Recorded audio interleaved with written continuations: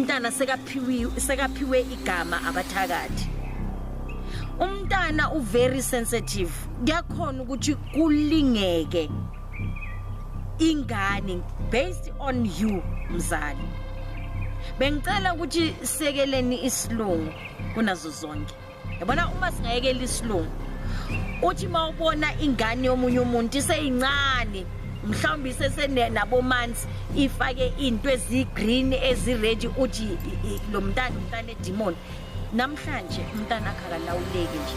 It's because of uye wamjumpisa a very important stage sokuthi umntana uyavikelwa from ebuncaneni. Right now abantwana basebenzi kodwa banama qualifications, sorry.